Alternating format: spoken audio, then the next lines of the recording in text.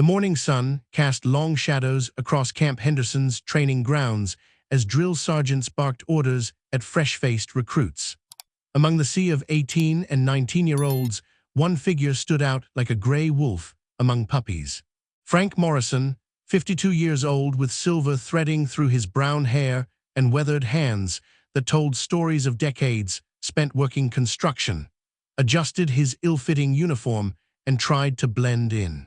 The young recruits couldn't help but stare. Some whispered behind cupped hands, others snickered outright. To them, Frank looked like someone's dad who had wandered onto the base by mistake. His slightly rounded belly strained against the standard-issue fatigues, and he moved with the careful deliberation of someone whose knees reminded him daily that he wasn't 20 anymore. Before continuing, give this video a thumbs up and subscribe to discover more stories of heroes hiding in plain sight, because sometimes the most unlikely people carry the greatest strength. "What's Grandpa doing here?" whispered Tyler, a cocky recruit from Colorado whose father owned 3 car dealerships. He stood with a group of other young men, all sporting fresh buzz cuts and the kind of confidence that comes from never having faced real hardship. Frank pretended not to hear as he made his way to the barracks. The truth was, he'd enlisted after losing his construction job of 23 years. His wife Sarah had been battling cancer, and the medical bills had drained their savings. The military offered health care, steady pay, and a chance to serve something bigger than himself, but explaining that to these kids felt impossible. Sergeant Rodriguez, a compact man with penetrating dark eyes, addressed the assembled group. "Listen up, recruits. Today we're heading to the rifle range.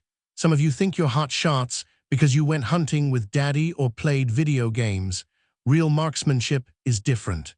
It requires discipline, patience, and respect for the weapon." The march to the rifle range took 20 minutes through Georgia's humid morning air. Frank fell into step naturally, his construction work having conditioned him for long days on his feet. Around him, younger recruits complained about the heat, the pace, and the weight of their gear. At the range, the smell of gun oil and cordite hung in the air. Targets stood at various distances, from 50 yards to 300. The instructor, Staff Sergeant Kim, began explaining proper stance, breathing techniques, and sight alignment. Frank listened intently, though much of it felt familiar somehow, like remembering a half-forgotten song. "Morrison," barked Sergeant Rodriguez, "you're up first." A ripple of amusement went through the group. Tyler nudged his buddy Jake, another recruit who'd bragged about his high school JROTC experience. "This should be good," Tyler muttered. "Bet he can't even hold the rifle steady." Frank approached the firing line methodically.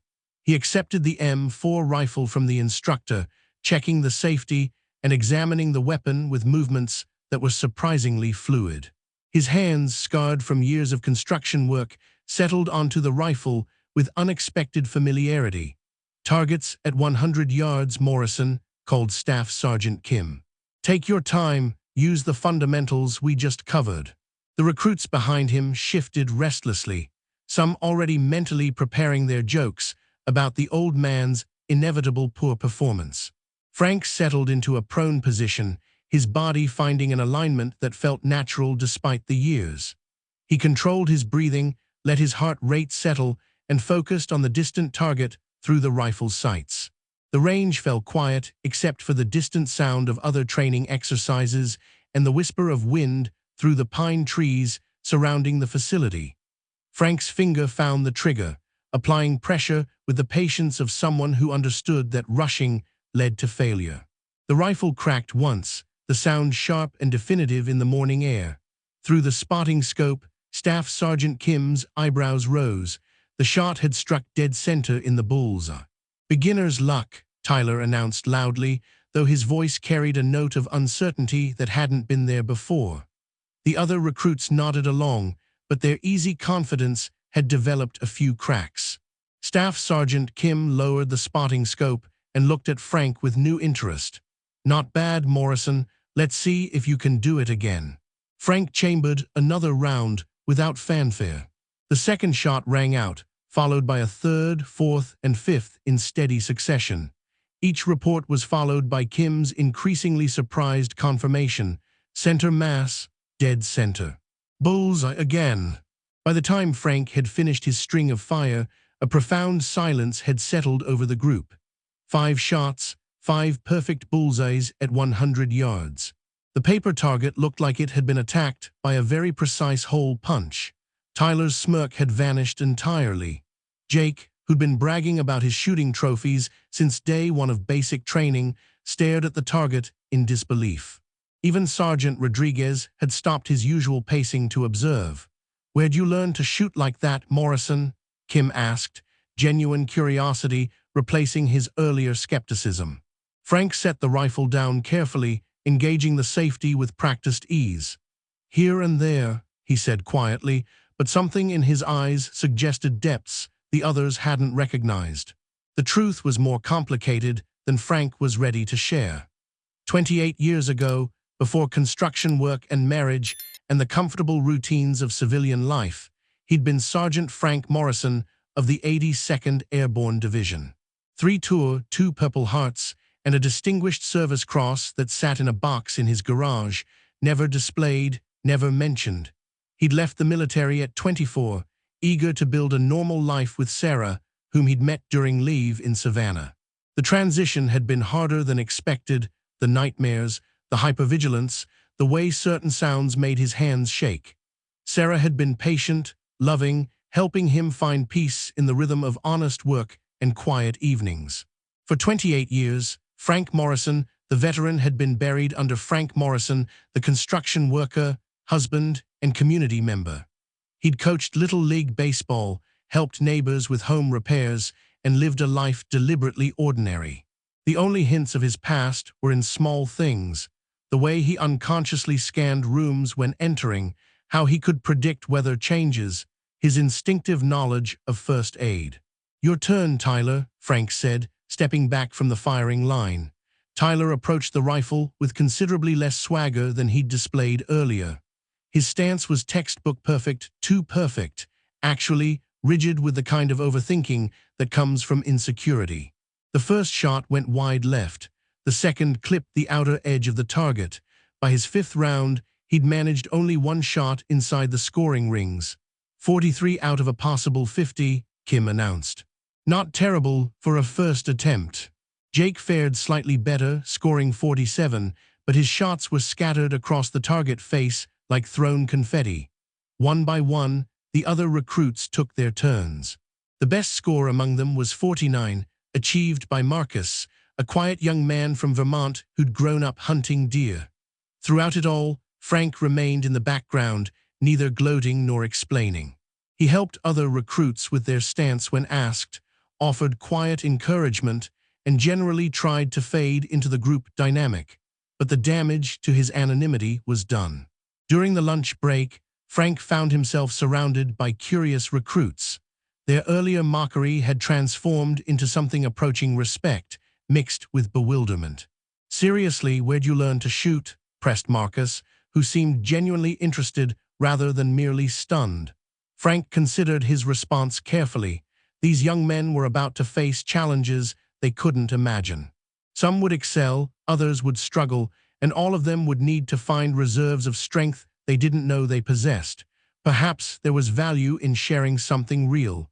"Experience teaches patience," he said finally. "And patience teaches accuracy. Most people rush the shot, thinking speed matters more than precision, but a rifle's just a tool. The real skill is in controlling yourself, your breathing, your heartbeat, your expectations."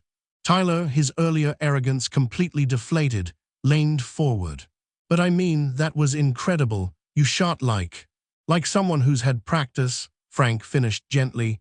"Everyone here has something to learn and something to teach.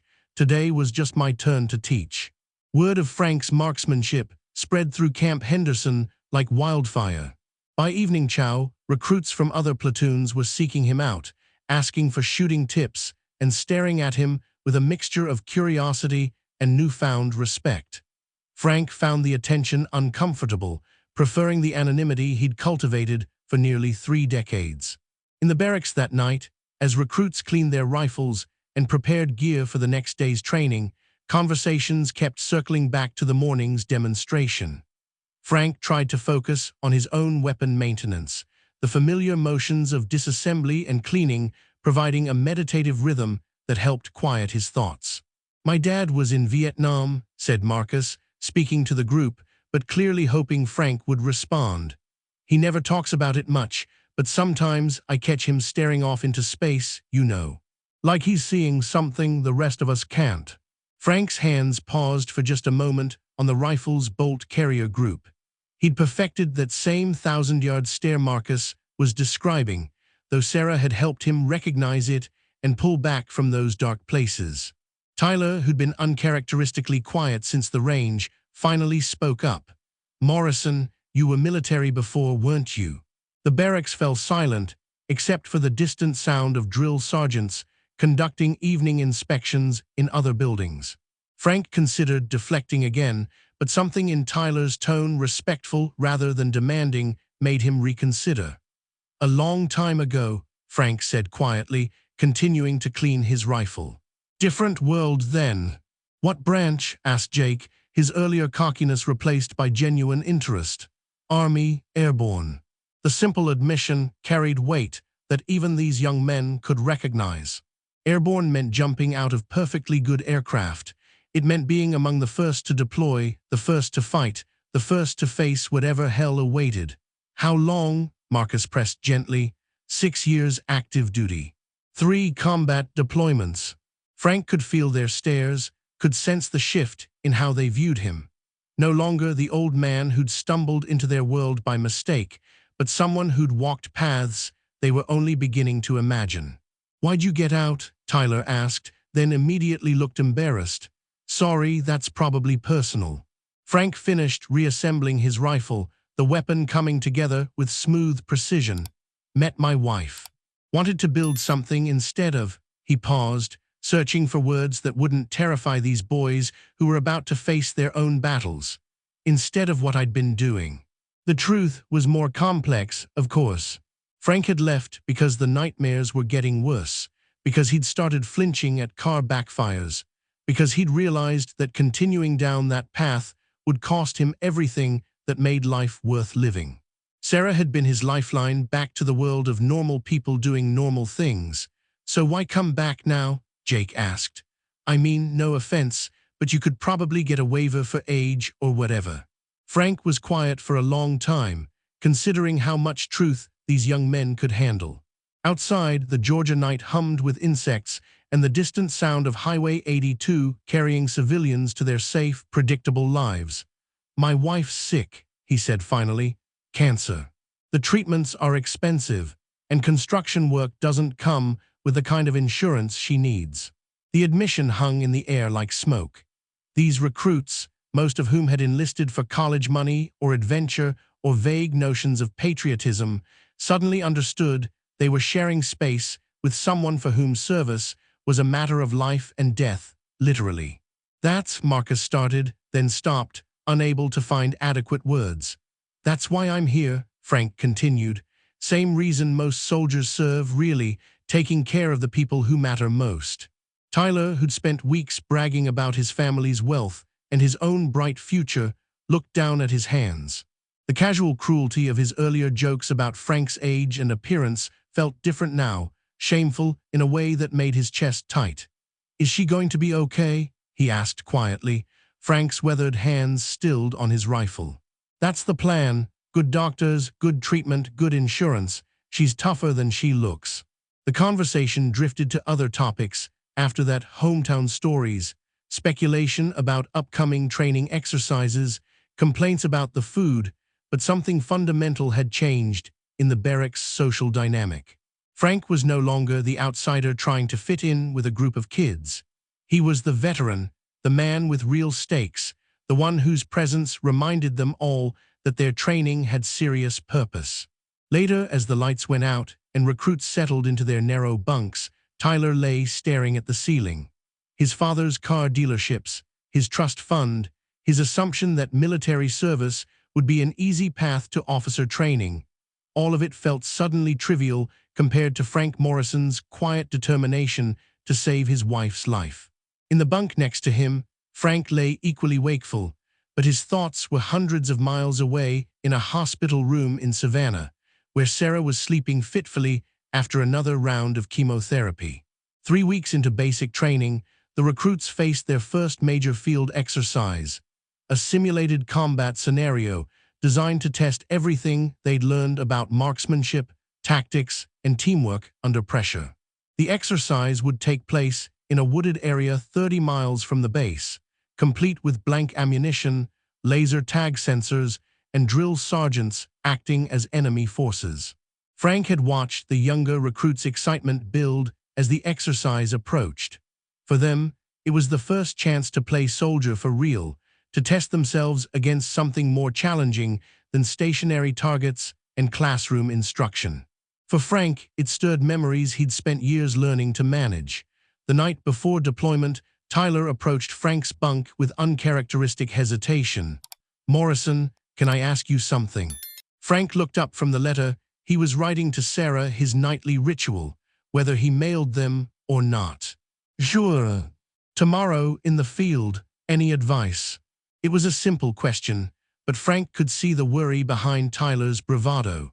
Despite weeks of training, the young man was beginning to understand the difference between playing war and preparing for it. "Stay calm," Frank said. "Listen to your team leaders, remember your training, and Tyler. Yeah. Take care of the people around you. That's more important than looking like a hero." The next morning, before dawn, the platoon loaded into trucks for transport to the training area. The Georgia woods were thick with morning mist and the sounds of awakening wildlife. Drill sergeants briefed the recruits on their mission: navigate to 3 objective points, eliminate simulated enemy positions, and extract to a pickup zone, all while avoiding casualties that would remove them from the exercise. Frank found himself naturally falling into old patterns of observation and planning. He noted wind direction, potential cover positions, and the way sound would carry through the trees. These weren't conscious thoughts anymore. They were instincts carved into him by years of training and real combat. The platoon moved out in 2 squads. Frank was assigned to 2nd Squad with Tyler, Marcus, Jake, and 6 other recruits under the leadership of Sergeant Rodriguez. Their first objective was a simulated enemy machine gun position 2 miles through dense forest. For the first hour, everything went according to plan. The recruits moved with reasonable stealth, communicated through hand signals, and maintained proper spacing. Frank stayed in the middle of the formation, contributing without taking charge, offering quiet suggestions when asked. Then the ambush hit. Blank rounds cracked through the trees as drill sergeants in enemy gear opened fire from concealed positions. Laser sensors on the recruits' gear began beeping frantically as simulated bullets found their targets. Within seconds, half the squad was dead, including Sergeant Rodriguez. The surviving recruits dove for cover behind trees and fallen logs, but their formation had dissolved into chaos. Tyler, now the senior member of what remained of the squad, tried to establish control, but his voice cracked with stress as more enemy fire swept their position. "We need to move," Jake yelled, panic creeping into his voice. "They're going to get us all." "Where?" Tyler shouted back. "We don't even know how many there are." Frank crouched behind a thick oak tree, his mind automatically cataloging the tactical situation. 3 enemy positions based on muzzle flash patterns.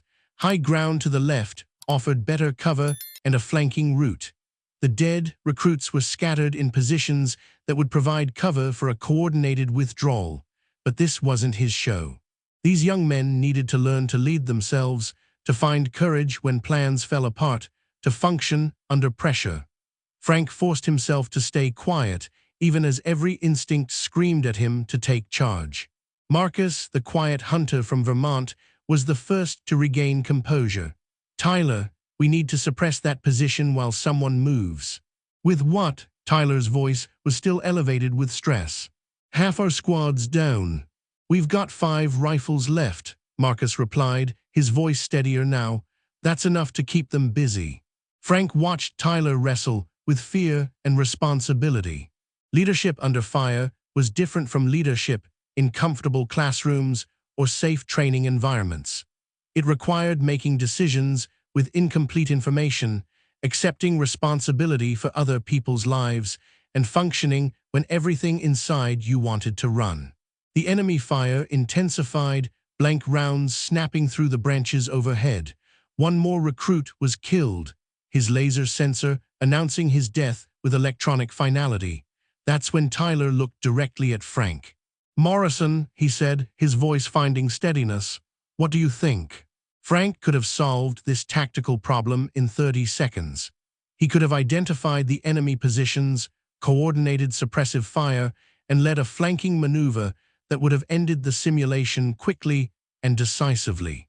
Instead, he looked into Tyler's eyes and saw something more important than tactical efficiency. He saw a young man learning to lead. "What do you think, Tyler?" Frank replied quietly. "You're in charge." Tyler's jaw clenched. For a moment, Frank thought the young man might collapse under the pressure. Then something shifted in Tyler's expression, a hardening, a decision to step forward instead of back. "Marcus, Jake, provide suppressive fire on that position," Tyler ordered, pointing toward the heaviest enemy fire. "I'll take Morrison and flank left.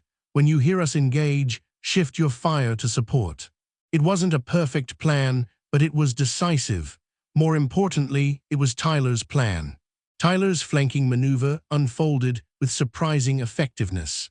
While Marcus and Jake laid down suppressive fire, Tyler led Frank through a careful advance along the high ground, using natural cover and moving in bounds. Frank found himself proud of the young man's tactical instincts, even as muscle memory screamed at him to take point and lead the way. They reached a position where they could observe the enemy's left flank. 3 drill sergeants were positioned behind a fallen log, firing blanks and shouting coordinates to simulate a machine gun crew. Tyler signaled for Frank to take the left position while he moved right. "On my mark," Tyler whispered, his earlier panic replaced by focused determination. Frank settled into a prone position behind a moss-covered boulder. Through his rifle scope, he could see the simulated enemy position clearly. One shot each would eliminate 2 of the 3 targets, leaving the third for Tyler's follow-up. "Mark," Tyler whispered. Frank's rifle cracked once, the blank round cycling smoothly as his laser target designator painted its simulated impact. The first drill sergeant's sensor immediately began the constant tone that indicated a kill. Tyler's shot followed a split second later, dropping the second target. The third drill sergeant spun toward them, trying to bring his weapon to bear, but Marcus and Jake had shifted their fire as planned. Caught in a crossfire with no cover, he raised his hands and announced, "Position neutralized." "Outstanding," Sergeant Rodriguez called out, temporarily breaking character. Dead recruits began standing up, brushing off leaves and dirt. That was textbook flanking and suppression, well executed. Tyler's face flushed with pride and relief. For the first time since arriving at Camp Henderson, he'd led effectively under pressure. But as the adrenaline faded, he realized something that made him look at Frank with new understanding. During the entire engagement, Frank had moved through the woods like a ghost. No snapped twigs, no rustling leaves, no wasted motion. His shot had been instant and precise, even with blank ammunition and laser designators. Most telling of all, he'd followed Tyler's orders without question, supporting a 20-year-old's leadership despite having exponentially more experience. "Morrison," Tyler said quietly as they regrouped for the next phase of the exercise. "You could have taken charge back there." Frank was checking his rifle, performing the automatic maintenance that had become second nature decades ago. "Wasn't my job," he said simply, "but you knew exactly what to do. The whole time you knew."